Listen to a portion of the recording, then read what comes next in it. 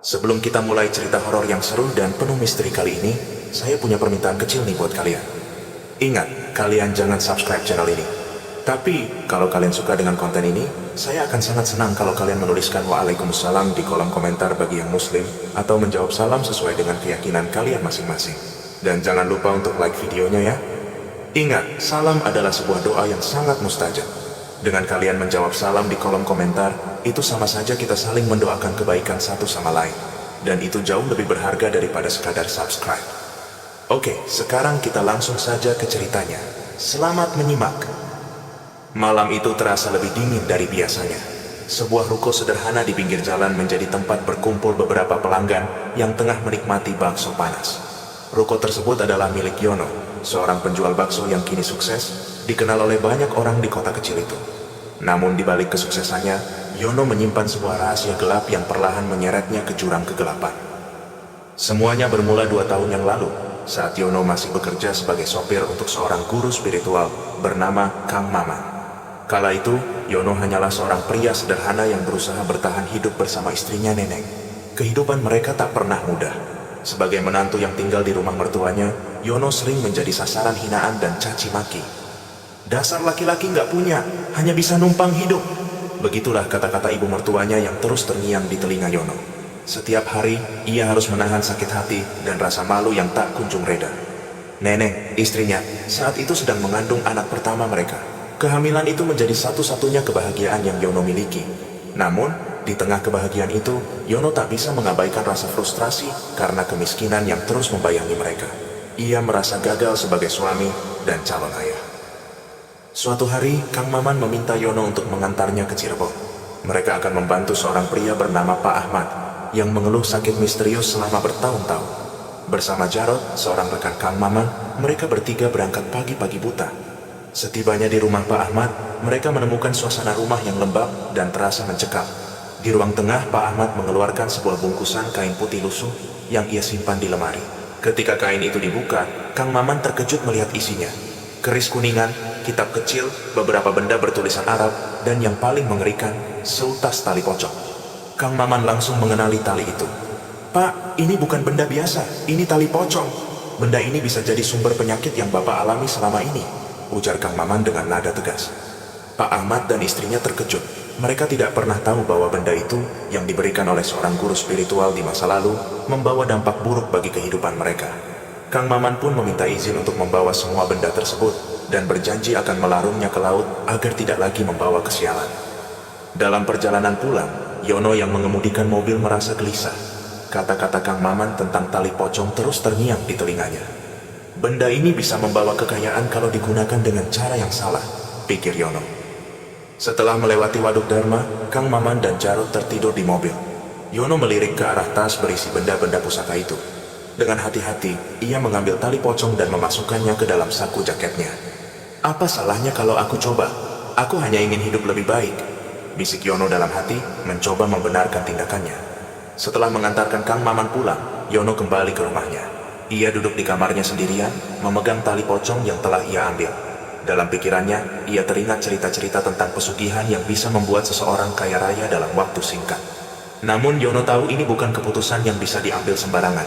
Ia membutuhkan bimbingan seseorang yang paham cara menggunakan tali pocong untuk pesugihan. Ia mendengar nama seorang dukun terkenal bernama Mbah Warjo yang tinggal di desa sebelah. Malam itu, tanpa memberitahu siapapun, Yono pergi menemui Mbah Warjo.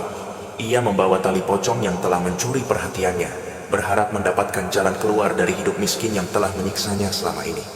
Di rumah Mbah Warjo, suasana terasa semakin suram. Rumah itu terletak di tengah hutan kecil, dengan aroma dupa yang menyengat. Ketika Yono mengetuk pintu, seorang pria tua dengan sorot mata tajam membukakan pintu. "Kamu bawa sesuatu ya?" tanya Mbah Warjo tanpa basa-basi. Yono mengangguk, mengeluarkan tali pocong dari saku jaketnya. "Mbah, saya ingin kaya. Saya lelah hidup miskin." Mbah Warjo tertawa kecil, matanya berbinar melihat tali pocong di tangan Yono. "Kamu tahu nggak, tali ini bisa membuatmu punya segalanya, tapi semuanya ada syaratnya." "Apa syaratnya, Mbah? Saya siap melakukan apa saja," jawab Yono dengan semangat. Namun, senyum Mbah Warjo perlahan berubah dingin. "Kekayaan besar membutuhkan tumbal besar. Kalau kamu benar-benar ingin kaya, kamu harus menyerahkan nyawa seseorang. seseorang yang punya hubungan darah denganmu. Malam itu di rumah Mbah Warjo, suasana terasa semakin mencekam. Setelah mendengar syarat yang diajukan oleh dukun tua itu, Yono terdiam. Tumbal nyawa, ia tidak pernah membayangkan bahwa kekayaan yang ia idam-idamkan memiliki harga semahal itu. Kamu harus memutuskan sekarang, kata Mbah Warjo, suaranya dingin seperti racun. Kalau tidak siap, lebih baik kamu pulang dan buang tali pocong ini. Tapi ingat, kalau kamu tetap menyimpannya tanpa melakukan apa-apa, hidupmu akan semakin sengsara. Yono menelan ludah. Tumbal nyawa, siapa yang harus saya korbankan, Mbah? Mbah Warjo tersenyum tipis, memperlihatkan giginya yang menguning. Kamu punya istri, bukan? Dia sedang mengandung, kan? Janin di kandungannya itu tumbal yang sempurna. Masih suci, belum ternoda oleh dunia. Itu yang akan membuat tali pocong ini bekerja lebih kuat. Yono pulang ke rumah dengan kepala penuh pikiran. Tawaran Mbah Warjo terngiang-ngiang di telinganya. Di satu sisi, ia merasa bersalah memikirkan tumbal tersebut. Janin dalam kandungan istrinya adalah harapan hidupnya, satu-satunya kebahagiaan di tengah segala kesulitan.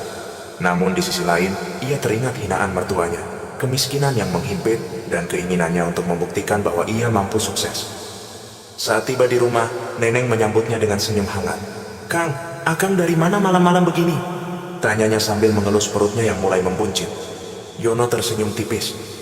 Nggak kemana-mana, Neng. Akang cuma cari udara segar, jawabnya singkat, meski dalam hatinya penuh rasa bersalah. Malam itu, Yono tidak bisa tidur. Ia terus memikirkan tawaran Mbah Warjo. Apakah benar ini satu-satunya jalan? Pikirnya.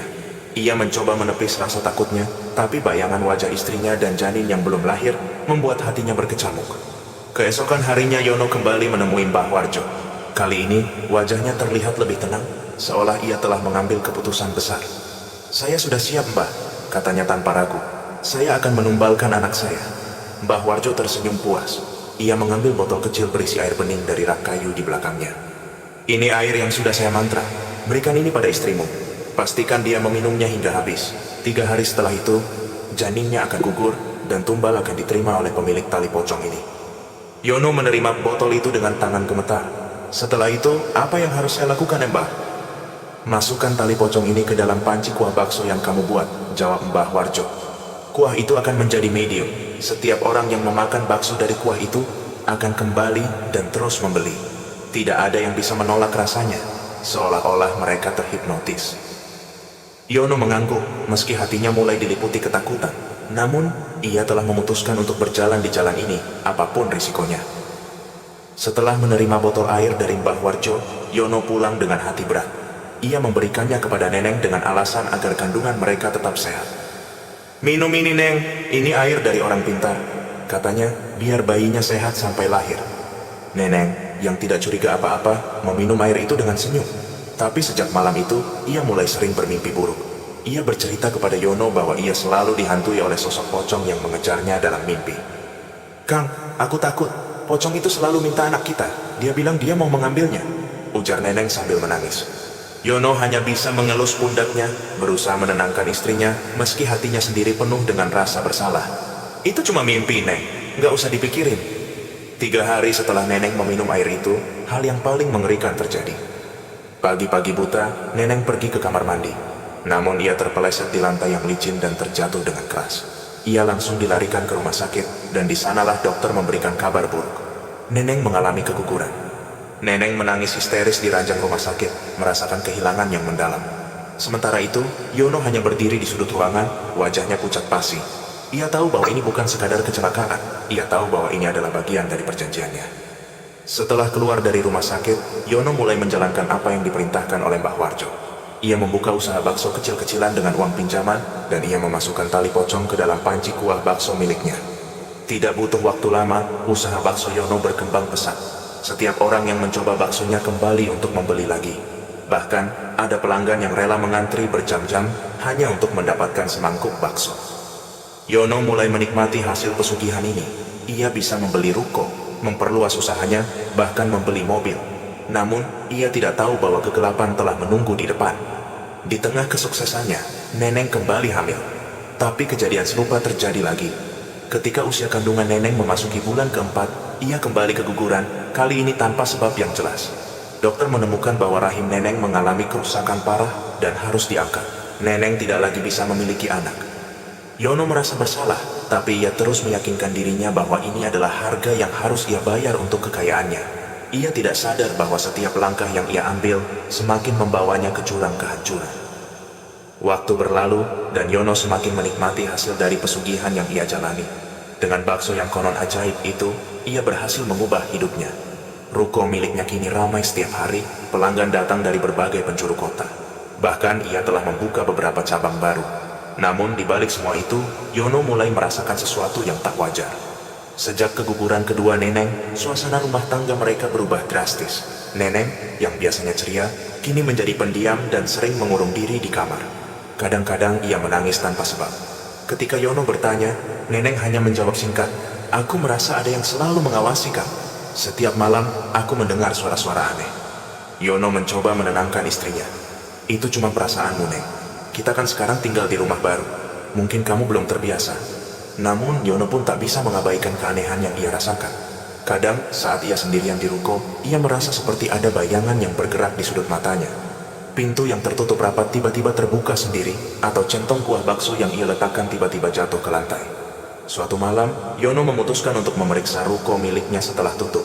Ia ingin memastikan bahwa semua barang di tempat itu aman. Saat ia memeriksa dapur, tiba-tiba ia mencium bau busuk yang sangat menyengat, seperti bangkai. Yono mencari-cari sumber bau itu, tapi tidak menemukannya. Ketika ia berbalik, tubuhnya langsung kaku. Di sudut dapur, di dekat panci besar tempat ia biasa membuat kuah bakso, berdiri sosok pocong. Tubuhnya dibalut kain putih kotor dengan noda darah di beberapa bagian. Wajahnya hancur dan matanya melotot tajam ke arah Yono. Yono ingin berteriak, tapi suaranya seolah hilang. Pocong itu tidak bergerak, hanya berdiri diam sambil menatapnya. Setelah beberapa detik yang terasa seperti selamanya, sosok itu perlahan menghilang, meninggalkan bau busuk yang semakin pekat. Keesokan harinya, Yono menceritakan kejadian itu kepada Neneng. Namun Neneng hanya diam, tidak terkejut sama sekali. "Aku sudah sering melihat dia, Kang. Kadang-kadang dia berdiri di ujung ranjang kita. Dia cuma diam, tapi matanya seperti mau bilang sesuatu," ujar Neneng dengan suara lirih. Yono merasa semakin bersalah. Ia tahu ini semua adalah akibat dari perjanjiannya dengan tali pocong. Namun ia tidak bisa mundur begitu saja. Jika ia berhenti, ia takut kehilangan semua yang telah ia dapatkan. "Sabar ya, Neng, ini semua cuma cobaan. Kita harus kuat," kata Yono, meski ia sendiri tidak yakin dengan kata-katanya. Beberapa minggu kemudian, ruko Yono kedatangan seorang pria yang tak dikenal. Pria itu berpakaian sederhana, dengan wajah serius yang membuat Yono merasa sedikit gugup. Pria itu memesan semangkuk bakso, tapi tidak langsung memakannya. Ia hanya duduk sambil menatap Yono dari kejauhan. Setelah beberapa menit, pria itu memanggil Yono. "Mas Yono, saya ingin bicara," katanya dengan nada tegas. Yono, yang terkejut karena pria itu mengetahui namanya, mendekat dengan ragu. "Iya, Pak. Ada apa ya?" Pria itu meletakkan sendoknya. "Saya tahu apa yang kamu lakukan di sini. Saya tahu tentang tali pocong itu." Wajah Yono langsung memucat. Ia merasa tubuhnya gemetar. "Apa maksud Bapak?" tanyanya, meski ia tahu jawabannya. Pria itu tersenyum tipis. "Jangan pura-pura tidak tahu. Saya hanya ingin mengingatkan, apapun yang kamu lakukan dengan bantuan benda itu, akan ada harga yang harus dibayar, dan bukan hanya kamu yang akan menanggungnya." Yono terdiam. Pria itu berdiri, lalu berjalan keluar tanpa menghabiskan baksonya. Saat Yono ingin mengejarnya, pria itu sudah menghilang. Sejak kejadian itu, Yono merasa hidupnya semakin tak tenang. Pelanggan di rukonya tetap ramai, tapi ia tidak bisa lagi menikmati kesuksesannya. Setiap malam, ia mendengar suara-suara aneh di ruko, seperti langkah kaki kecil yang berlarian atau suara tawa anak-anak yang samar. Pada suatu malam, saat Yono hendak menutup ruko, ia melihat sesuatu yang membuat darahnya berdesir. Di atas panci kuah bakso, tali pocong yang ia simpan tampak bergerak sendiri, seperti digerakkan oleh sesuatu yang tak terlihat. Ia mencoba mendekat, tapi tiba-tiba suara tawa nyaring terdengar dari belakangnya. Ketika Yono menoleh, ia melihat pocong itu lagi, kali ini berdiri lebih dekat darinya. "Kamu sudah melupakan perjanjian kita," suara itu bergema, meski bibir pocong itu tidak bergerak. Yono jatuh terduduk, tubuhnya gemetar hebat. Pocong itu perlahan mendekat, lalu berbisik di telinganya, "Bayar hutangmu, atau aku akan mengambil semuanya darimu." Malam itu menjadi awal dari mimpi buruk bagi Yono. Pocong yang biasa ia anggap sebagai sekutu, kini berubah menjadi ancaman yang nyata. Suara tawa dingin dan bisikan menyeramkan dari pocong terus menghantuinya, bahkan setelah sosok itu menghilang dari pandangan. Sejak kejadian di ruko, Yono tidak bisa lagi tidur dengan tenang. Setiap malam, ia terbangun oleh suara langkah-langkah kecil atau suara tawa menyeramkan. Ia tahu bahwa tali pocong yang ia gunakan untuk pesugihan kini telah berubah menjadi kutukan. Neneng, yang sebelumnya hanya diam dan menahan semua keanehan yang ia alami, mulai menunjukkan tanda-tanda ketakutan yang tak bisa lagi ia pendam. Suatu malam, Neneng menangis sambil mengguncang tubuh Yono yang sedang tertidur. "Kang, aku gak kuat lagi. Tiap malam aku lihat pocong itu berdiri di sudut kamar. Dia cuma diam, tapi matanya terus menatapku. Aku takut, Kang. Kita harus keluar dari rumah ini." Neneng memohon dengan air mata yang deras. Yono mencoba menenangkan istrinya, meski ia tahu ketakutan Neneng sangat beralasan. "Sabar, Neng. Ini cuma ujian. Aku akan cari cara buat menghentikan semua ini," jawabnya dengan suara bergetar. Esok harinya, Yono memutuskan untuk pergi menemui Mbah Warjo lagi. Ia ingin meminta solusi agar bisa keluar dari perjanjian yang telah ia buat. Namun, saat ia hendak berangkat, sebuah tamu tak diundang datang ke rukonya. Tamu itu adalah seorang lelaki tua dengan janggut putih panjang. Pakaiannya sederhana, tapi matanya memancarkan ketegasan yang membuat Yono merasa segan. Lelaki itu memperkenalkan dirinya sebagai Pak Wiryo, seorang yang dikenal di kampung sekitar sebagai orang pintar. "Saya mendengar tentang rukomu, Yono," ujar Pak Wiryo tanpa basa-basi. "Dan saya tahu apa yang terjadi di tempat ini." Yono terkejut, namun ia mencoba tetap tenang. "Maksud Bapak apa, Pak?" Pak Wiryo menatap Yono tajam. "Kamu tidak bisa menipu saya. Tali pocong yang kamu simpan di kuah bakso itu sudah membawa banyak masalah, bukan hanya untukmu, tapi juga untuk keluargamu. Pocong itu semakin marah karena kamu tidak memenuhi syarat tumbal yang mereka minta." Yono merasa tubuhnya dingin mendengar ucapan itu. "Apa maksud Bapak? Saya sudah memberikan tumbal seperti yang diminta." Pak Wiryo menggeleng. "Tumbal yang kamu berikan belum cukup. Mereka akan terus meminta lebih, dan jika kamu tidak menghentikannya sekarang, mereka akan mengambil nyawamu sendiri." Mendengar itu, Yono merasa putus asa. Ia memohon pada Pak Wiryo untuk membantunya keluar dari perjanjian itu. Namun Pak Wiryo mengingatkan bahwa ini bukan perkara mudah.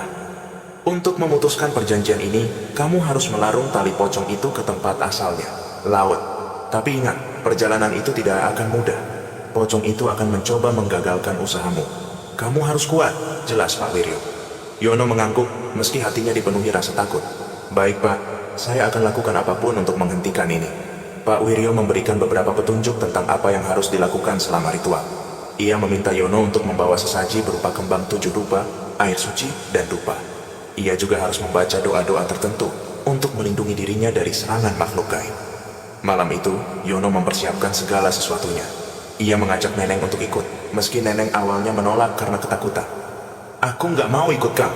Aku takut," ujar Neneng. "Tapi aku butuh kamu, Neng. Kalau kamu nggak ikut, aku nggak tahu apa aku bisa melakukannya sendiri," pinta Yono dengan nada memohon. Akhirnya Neneng setuju untuk ikut. Mereka berdua berangkat menuju laut dengan membawa semua persiapan yang telah disarankan oleh Pak Wiryo. Di tengah perjalanan, mobil yang mereka gunakan tiba-tiba terasa berat, seolah ada sesuatu yang menghalangi. Yono dan Neneng saling berpandangan, merasakan hawa dingin yang menyeruak di dalam mobil. "Kang, aku lihat sesuatu di belakang," bisik Neneng dengan suara gemetar. Yono melirik kaca spion, dan apa yang ia lihat membuat tubuhnya gemetar. Di belakang mobil, sosok pocong melayang, menatap mereka dengan mata merah menyala. Yono mempercepat laju mobilnya, mencoba mengabaikan pocong yang terus mengikuti mereka. Namun, semakin jauh mereka melaju, pocong itu semakin dekat. Tiba-tiba, suara tawa menyeramkan terdengar dari dalam mobil. "Kang, dia di sini!"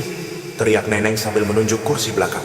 Ketika Yono menoleh, ia melihat pocong itu duduk di kursi belakang, menatap mereka dengan senyum mengerikan. Yono hampir kehilangan kendali, namun ia memaksakan dirinya untuk tetap fokus. "Ayo baca doa, Neng, jangan berhenti!" teriak Yono, mencoba mengusir rasa takut yang semakin mencekik. Mereka terus membaca doa sambil melaju menuju laut. Setelah beberapa menit yang terasa seperti selamanya, pocong itu menghilang, meninggalkan bau busuk yang memenuhi mobil. Perjalanan menuju laut menjadi pengalaman yang tidak akan pernah dilupakan oleh Yono dan Neneng. Meski berhasil selamat dari teror di perjalanan, ketegangan masih menyelimuti mereka. Hawa dingin dan rasa takut terus mengintai, membuat setiap detik terasa seperti berjalan di atas duri. Mereka tiba di tepi laut pada tengah malam, di sebuah pantai sepi yang disarankan oleh Pak Wiryo. Suara ombak bergulung-gulung terdengar menyeramkan, seolah memanggil sesuatu dari dalam kegelapan. Angin yang kencang membawa bau asing bercampur aroma tak sedap yang tak mereka kenali. Di bawah cahaya bulan yang temaram, Yono dan Neneng menurunkan barang-barang ritual dari mobil. Kembang 7 rupa, dupa, dan air suci. Mereka juga membawa benda paling terkutuk di antara semuanya, tali pocong yang telah membawa malapetaka ke dalam hidup mereka. Yono menggenggam tali pocong itu dengan tangan gemetar. Neng, aku nggak tahu apa yang akan terjadi. Kalau sesuatu terjadi padaku, kamu lari sejauh mungkin ya. Neneng menatap Yono dengan air mata berlinang. Aku nggak akan ninggalin Akang sendirian. Mereka mendirikan sesaji di atas pasir, sesuai arahan yang diberikan oleh Pak Wiryo. Kembang 7 rupa diletakkan melingkar, dupa dinyalakan, dan air suci disiapkan di dalam wadah kecil. Tali pocong diletakkan di tengah lingkaran itu. Yono mulai membaca doa yang diajarkan oleh Pak Wiryo. Suaranya bergetar, tapi ia memaksakan diri untuk tetap fokus. Neneng duduk di sampingnya, menggenggam tangan Yono dengan erat. Namun baru saja mereka memulai ritual, angin tiba-tiba bertiup lebih kencang. Dupa yang menyala padam dan pasir beterbangan hampir menutupi sesaji yang telah mereka siapkan. Neng, ulangi doanya, kita harus melawan, teriak Yono di tengah angin yang semakin kencang. Neneng mencoba membaca doa, tapi suaranya terputus-putus oleh rasa takut. Di tengah angin yang menderu, suara tawa menyeramkan mulai terdengar, semakin lama semakin keras. Dari sudut matanya, Neneng melihat bayangan pocong berdiri di bibir pantai, semakin mendekat ke arah mereka. Yono mendongak, dan kali ini ia tidak hanya melihat satu pocong. Di tepi pantai berbaris sosok-sosok menyeramkan dengan kain putih lusuh dan wajah hancur. Mereka melayang pelan-pelan, matanya yang merah menyala menatap lurus ke arah Yono. Kenapa kau berani melawan perjanjian ini? Suara salah satu pocong terdengar menggema di udara, meski mulutnya tidak bergerak. Yono menggertakkan giginya, mencoba menenangkan diri. Aku tidak ingin lagi, aku ingin bebas dari kalian. Pocong itu tertawa dingin. Tidak ada jalan keluar tanpa harga yang lebih mahal. Ketika Yono kembali membaca doa, pocong-pocong itu semakin mendekat. Angin bertiup lebih kencang, membuat Neneng hampir kehilangan keseimbangan. Namun Yono tidak menyerah. Ia menggenggam tali pocong erat-erat dan mencelupkannya ke dalam air suci. Tiba-tiba, jeritan keras terdengar. Pocong-pocong itu melompat mundur, tampak kesakitan. Salah satu pocong yang berdiri di depan mulai menggeliat, tubuhnya seperti terbakar oleh sesuatu yang tidak terlihat. Kamu akan menyesal. Suara pocong itu menggema, sebelum tubuhnya meledak menjadi asap hitam yang lenyap dalam udara. Namun perlawanan belum usai. Pocong lainnya mulai melayang lebih cepat, menyerang Yono dan Neneng dengan kekuatan yang lebih besar. Salah satu dari mereka hampir mengenai Neneng, tapi Yono melindunginya dengan melemparkan air suci ke arah pocong itu. Jangan berhenti, Neng. Baca doa terus, teriak Yono sambil terus memercikkan air suci. Neneng, meski ketakutan, berusaha keras membaca doa. Perlahan cahaya putih mulai muncul dari dalam lingkaran sesaji, mengusir pocong-pocong itu semakin jauh. Ketika pocong-pocong itu mulai melemah, Yono berdiri dan membawa tali pocong ke tepi air. Ia menggenggamnya erat-erat, lalu melemparkannya ke laut dengan sekuat tenaga. Tali itu jatuh ke dalam ombak. Dan saat itu juga, suara jeritan melengking terdengar dari segala arah. Air laut mendidih, menghasilkan uap tebal yang menutupi pantai. Pocong-pocong yang tadi menyerang mereka menghilang satu persatu, meninggalkan bau busuk yang menyengat. Angin perlahan mereda, dan suasana kembali sunyi. Hanya suara ombak yang terdengar, seolah tidak ada apa-apa yang terjadi. Yono dan Neneng terduduk lemas di atas pasir. Tubuh mereka terasa sangat lelah, tapi di hati mereka ada sedikit rasa lega. Kita sudah selesai, Neng. Kita sudah bebas, kata Yono, meski suaranya terdengar lemah. Namun, di sudut hati Yono, ia tahu bahwa ini belum sepenuhnya berakhir. Tali pocong mungkin telah dilenyapkan, tapi jejak perjanjiannya dengan dunia gaib mungkin masih ada. Dan bayangan masa lalu itu bisa kembali menghantuinya kapan saja. Setelah ritual larung di tepi laut, Yono dan Neneng berharap bahwa semuanya telah selesai. Tali pocong yang selama ini menjadi sumber kekayaan sekaligus kutukan telah dibuang ke laut. Namun rasa lega yang mereka rasakan hanya berlangsung sesaat. Hari-hari berikutnya justru diwarnai oleh tanda-tanda bahwa kutukan itu belum sepenuhnya hilang. Malam pertama setelah mereka pulang, suasana rumah terasa berbeda. Hawa dingin menyelimuti kamar tidur mereka, meskipun jendela dan pintu tertutup rapat. Neneng, yang sebelumnya mulai tenang, kembali menunjukkan tanda-tanda ketakutan. Kang, aku merasa ada yang mengawasi kita, bisik Neneng sambil melirik ke sudut kamar. Yono menghela napas panjang. Ia mencoba menenangkan istrinya. Itu cuma pikiranmu, Neng. Kita sudah larung tali pocong itu. Semua sudah selesai. Namun, di dalam hatinya, Yono tahu bahwa perkataannya lebih untuk meyakinkan dirinya sendiri. Ia masih ingat jeritan pocong-pocong di pantai, seolah-olah mereka belum menyerah. Beberapa malam kemudian, keanehan semakin sering terjadi. Pintu kamar tidur terbuka dengan sendirinya meskipun telah dikunci. Bau busuk yang pernah mereka rasakan di ruko kembali muncul, menyebar di seluruh rumah. Neneng bahkan mulai mendengar suara tawa anak kecil di tengah malam. "Kang, aku nggak sanggup lagi. Suara itu seperti ada di dalam rumah." Neneng menangis sambil memeluk Yono. Yono mencoba mengabaikan semua itu, tapi malam berikutnya ia sendiri melihat sesuatu yang membuatnya tidak bisa lagi berpura-pura. Saat ia keluar dari kamar untuk mengambil air minum, ia melihat bayangan pocong berdiri di ruang tamu. Pocong itu menatapnya dengan mata merah menyala, lalu perlahan menghilang. Bukan hanya di rumah, teror juga mulai menghampiri bisnis Yono. Para pelanggan di rukonya mulai mengeluh tentang rasa bakso yang berbeda.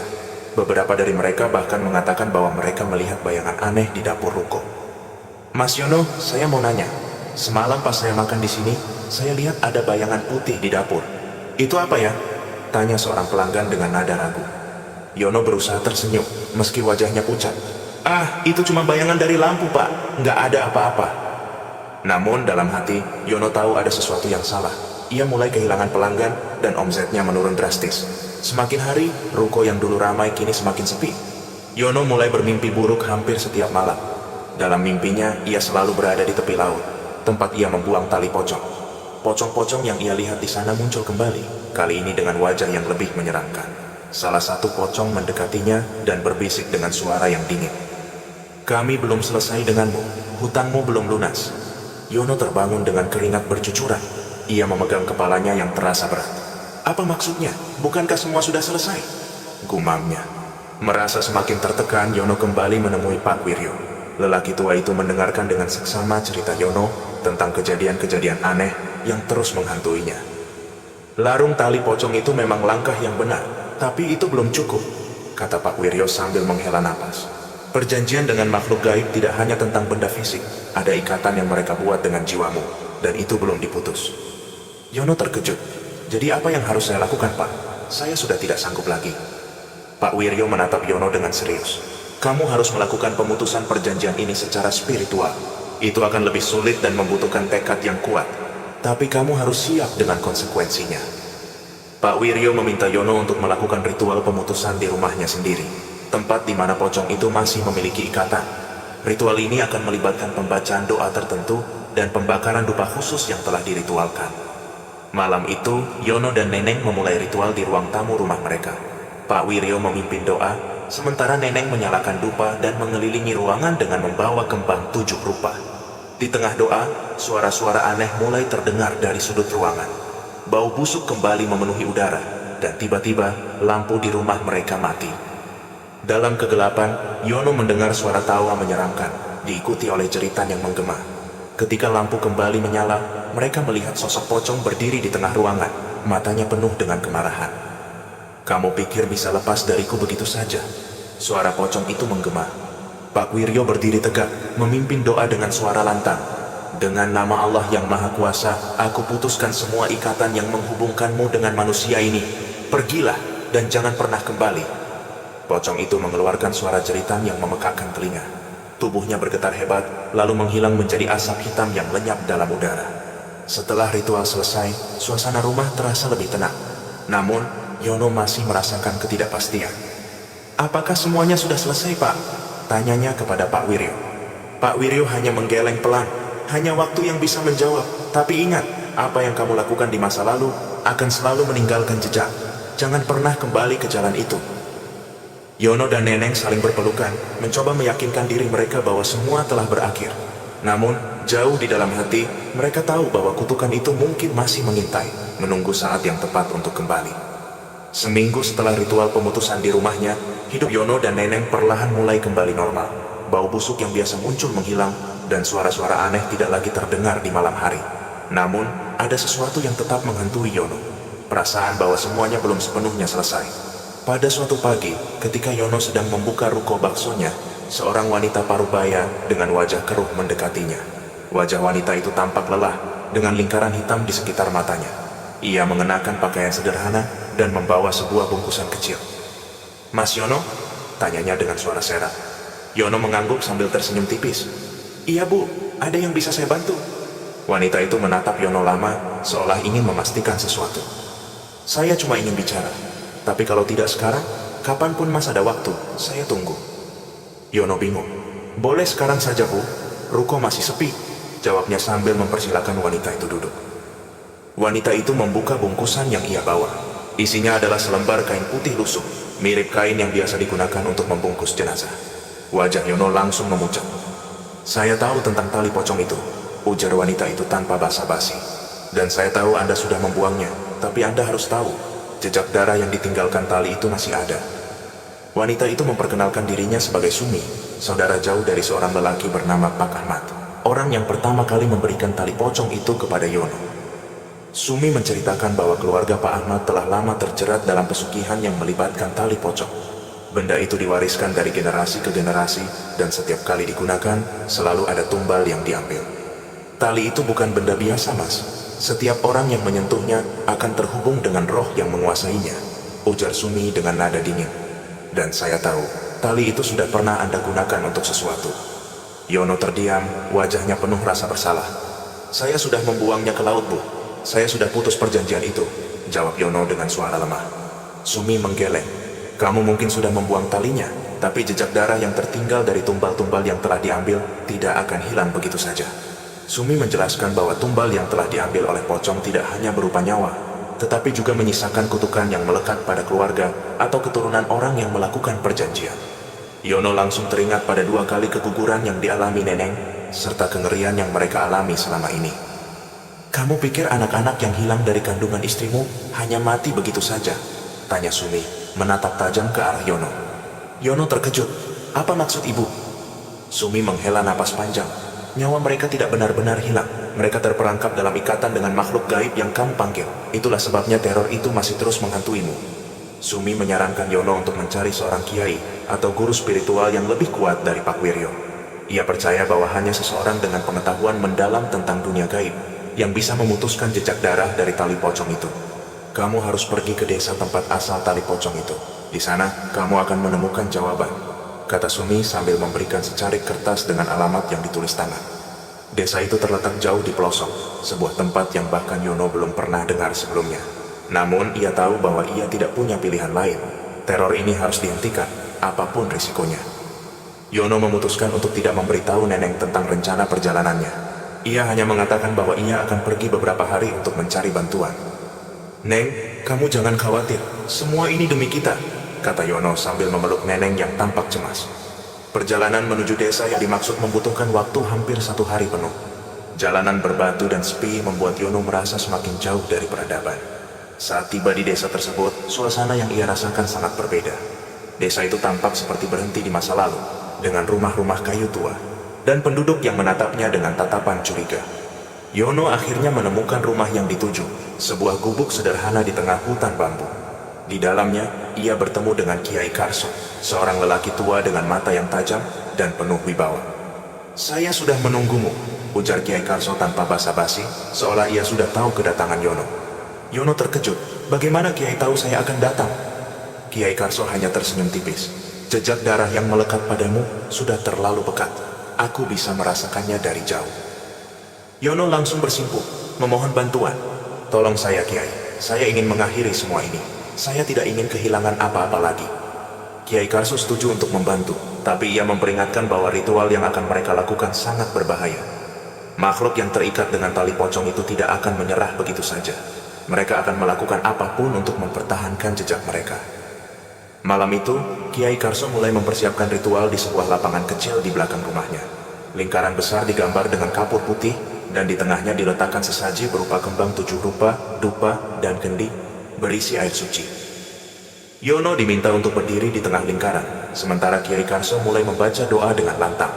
Semakin lama, suasana di sekitar mereka menjadi semakin mencekam. Angin bertiup kencang, dan suara jeritan mulai terdengar dari kegelapan. Tiba-tiba, bayangan pocong muncul di sekitar lingkaran. Mereka tidak lagi berdiri diam seperti sebelumnya, melainkan melompat-lompat dengan gerakan yang mengancam. "Kamu tidak bisa lepas dariku, Yono," salah satu pocong berteriak, suaranya bergema di seluruh hutan. Malam itu di hutan bambu belakang rumah Kiai Karso, suasana semakin mencekam. Lingkaran ritual yang digambar dengan kapur putih menjadi satu-satunya penghalang antara Yono dan makhluk-makhluk gaib yang mulai bermunculan di sekitarnya.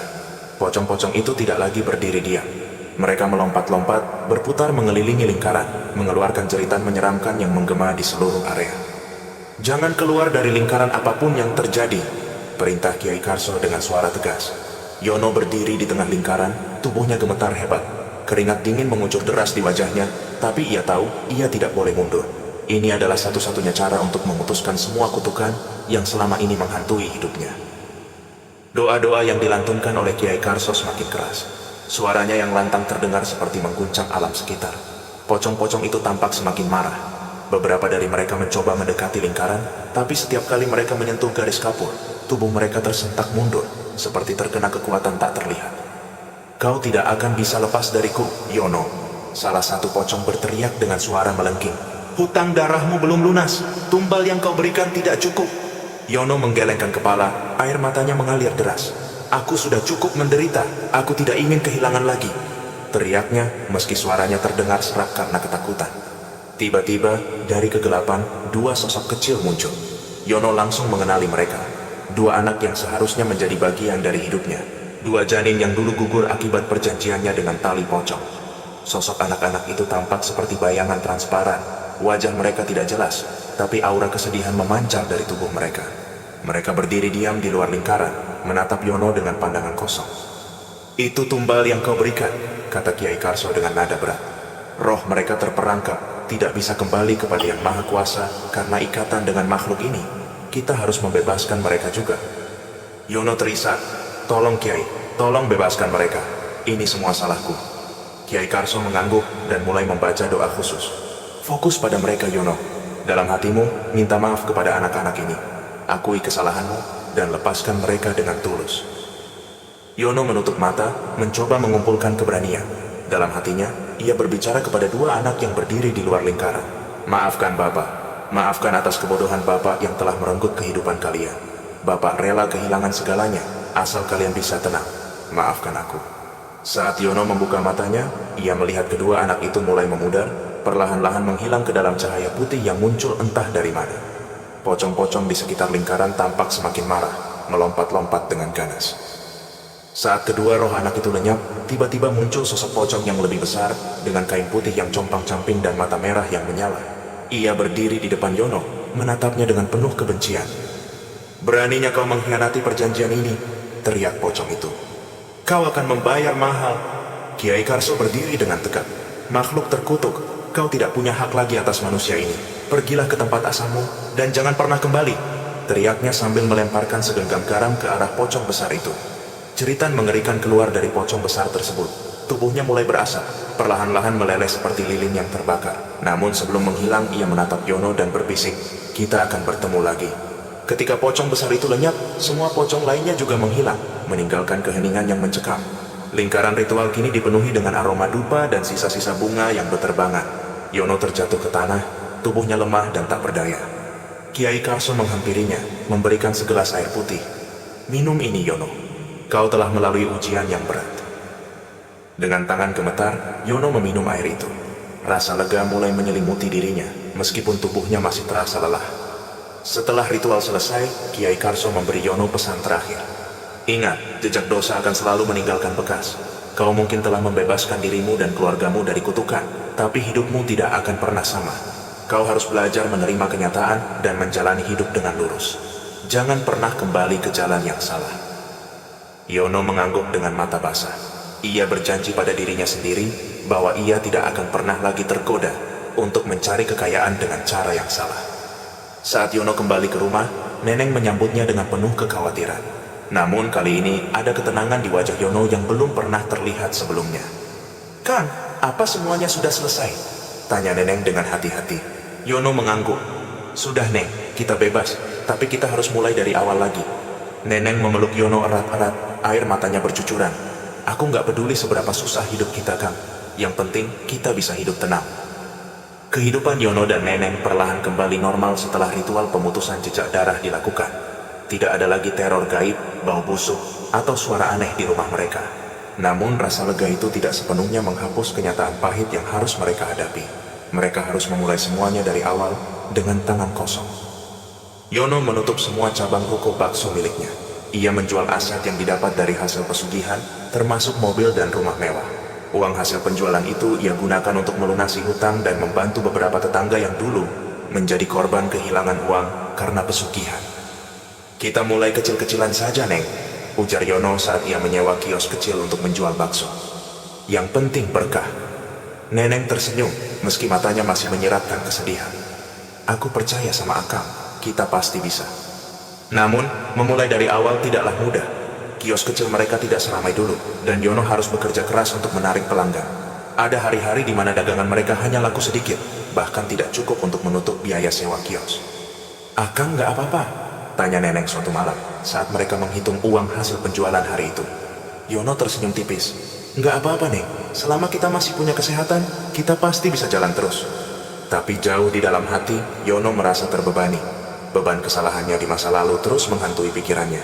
Ia merasa setiap kesulitan yang ia alami sekarang adalah hukuman atas dosa-dosa yang telah ia perbuat. Beberapa minggu setelah mereka memulai usaha baru, seorang tamu datang ke kios mereka. Pria itu mengenakan pakaian sederhana, wajahnya teduh, tapi ada sesuatu dalam tatapannya yang membuat Yono merasa tidak nyaman. Mas Yono, saya ada kabar untuk Anda, kata pria itu setelah memesan semangkuk bakso. Yono merasa cemas. Ada apa, Pak? Pria itu menarik napas dalam-dalam sebelum menjawab. Saya datang dari desa tempat tali pocong itu berasal. Kiai Karso meminta saya menyampaikan pesan. Yono langsung tegang mendengar nama Kiai Karso. Apa pesan beliau? Kiai bilang, meskipun ritual pemutusan telah berhasil, ada bagian dari perjanjian yang belum selesai. Salah satu roh yang terperangkap dalam tali pocong itu belum sepenuhnya bebas. Yono terkejut. Maksudnya belum bebas? Bukankah semuanya sudah selesai? Pria itu menggeleng. Roh yang dimaksud adalah roh seorang bayi, tumbal pertama yang kamu berikan. Ia masih terjebak di antara dunia ini dan dunia sana. Kiai mengatakan bahwa selama roh itu belum dibebaskan sepenuhnya, kamu tidak akan pernah benar-benar bebas dari jejak dosa masa lalu. Yono merasa hancur mendengar kabar itu. Ia tahu apa artinya. Ia harus kembali menghadapi masa lalunya, kali ini dengan risiko yang lebih besar. Malam itu, Yono memberitahu Neneng tentang pesan dari Kiai Karso. Jadi, roh anak kita yang pertama masih terperangkap? Neneng bertanya dengan suara bergetar. Yono mengangguk, matanya basah. Aku harus kembali, Neng. Aku harus memastikan bahwa dia bebas. Kalau enggak, kita enggak akan pernah benar-benar tenang.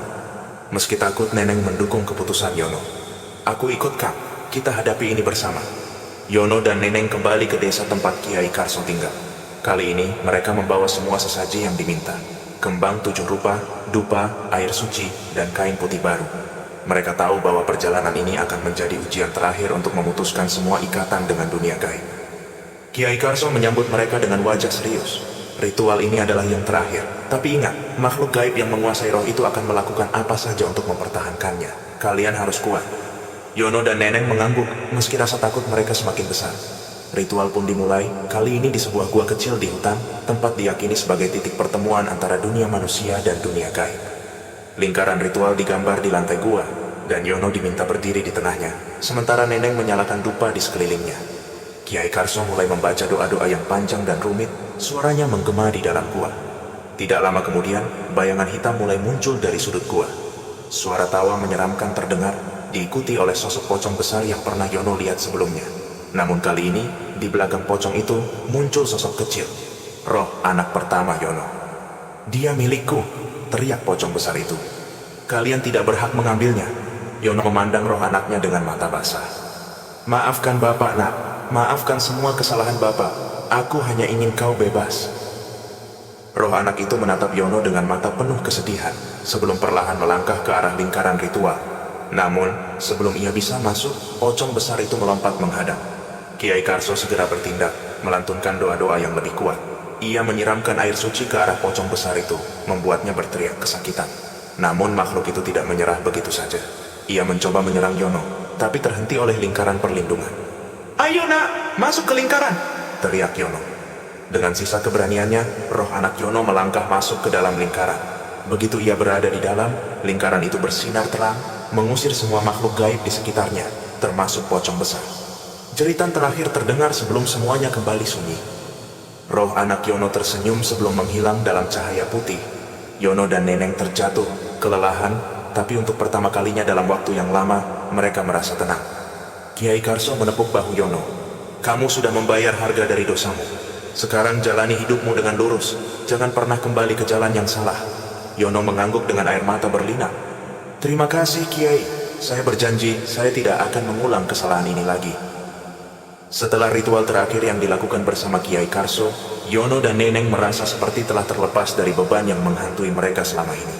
Rumah mereka yang dulu dipenuhi teror kini terasa tenang. Tidak ada lagi suara tawa menyeramkan, bau busuk, atau sosok gaib yang mengintai di sudut-sudut gelap. Namun, meski ketenangan itu telah kembali, Yono sadar bahwa hidup mereka harus dimulai dari nol. Dia kehilangan banyak harta yang dulu dikumpulkan dengan cara yang salah. Tapi di balik semua itu, ia merasa hatinya lebih ringan. Yono memutuskan untuk kembali fokus pada usaha bakso kecil-kecilan yang ia rintis setelah menjual asetnya. Dengan uang yang tersisa, ia menyewa kios kecil di dekat pasar. Meski jauh lebih sederhana dibandingkan rukonya yang dulu, Yono merasa jauh lebih bahagia. Yang penting berkah, Neng, katanya sambil tersenyum ketika Neneng menata kursi-kursi di kios mereka. Neneng mengangguk. Aku juga nggak butuh mewah, Kang. Asal kita bisa makan, bisa hidup dengan tenang, itu sudah cukup. Perlahan-lahan, pelanggan mulai kembali. Meskipun tidak seramai dulu, dagangan Yono mulai menunjukkan peningkatan. Bahkan beberapa tetangga yang dulu tahu tentang pesugihan Yono kini kembali mendukungnya. Setiap malam, setelah kios tutup, Yono sering berbicara dengan Neneng tentang segala kesalahan yang pernah ia lakukan. Aku sering berpikir, Neng, kalau waktu bisa diulang, aku gak akan pernah tergoda untuk mencari jalan pintas, katanya suatu malam. Neneng menatapnya dengan lembut. Yang penting sekarang Akang sudah sadar. Allah sudah memberikan kita kesempatan kedua. Kita jalani saja hidup ini dengan sabar. Kata-kata Neneng memberi Yono kekuatan baru. Ia mulai aktif mengikuti kegiatan di masjid dan mendekatkan diri pada Allah. Ia percaya bahwa hanya dengan jalan yang lurus, ia bisa membangun kembali hidupnya. Beberapa bulan kemudian, Neneng memberikan kabar mengejutkan. Ia mendatangi Yono di kios sambil membawa hasil pemeriksaan dari dokter. Kang, aku hamil, ujarnya dengan mata berbinar. Yono tertegun. Air mata kebahagiaan langsung mengalir di pipinya. Ia memeluk Neneng erat-erat. Alhamdulillah, Neng. Ini hadiah dari Allah untuk kita. Kehamilan Neneng menjadi momen kebahagiaan yang menghapus luka-luka dari masa lalu mereka. Yono bertekad untuk menjadi ayah yang baik, dan ia bersumpah untuk melindungi keluarganya dengan cara yang benar. Saat anak mereka lahir, Yono merasakan kebahagiaan yang tak pernah ia rasakan sebelumnya. Bayi perempuan mungil itu mereka beri nama Aisyah, sebagai simbol kehidupan baru yang penuh berkah dan harapan. Kios bakso Yono juga berkembang. Pelanggan mulai berdatangan, dan ia bahkan mendapat pesanan untuk acara-acara besar. Tapi kali ini, Yono tahu betul bahwa semuanya berasal dari usaha yang halal dan penuh berkah. Meskipun hidup mereka kini bahagia, Yono tidak pernah melupakan peringatan dari Kiai Karso. Jejak dosa mungkin bisa dihapus, tapi pelajaran dari dosa itu harus terus diingat, katanya pada dirinya sendiri. Setiap kali melihat Aisyah, ia teringat akan dua anaknya yang dulu menjadi tumbal pesugihan. Ia mendoakan mereka setiap malam, memohon agar mereka diterima di sisinya. Ia juga terus berbagi cerita kepada orang-orang di sekitarnya, agar mereka tidak tergoda oleh jalan pintas menuju kekayaan, seperti yang pernah ia lakukan. Hidup Yono dan Neneng kini jauh dari kemewahan, tapi mereka merasa lebih tenang dan damai. Mereka belajar untuk bersyukur atas apa yang mereka miliki, sekecil apapun itu. Setiap malam, mereka berdua duduk bersama, merencanakan masa depan Aisyah dengan penuh harapan. Di balik semua kegelapan yang pernah mereka alami, cahaya harapan kini menyala terang. Yono tahu bahwa hidupnya telah diberi kesempatan kedua, dan ia berjanji untuk tidak menyia-nyiakannya. Cerita Yono menjadi pengingat bahwa jalan pintas menuju kekayaan tidak pernah berakhir dengan kebahagiaan sejati. Hanya dengan kerja keras dan keikhlasan, hidup bisa benar-benar terasa berarti. Hidup mereka kini sederhana, tapi penuh makna. Dan dengan keberadaan Aisyah, mereka merasa bahwa Tuhan telah mengembalikan semua kebahagiaan yang pernah hilang. Tamat.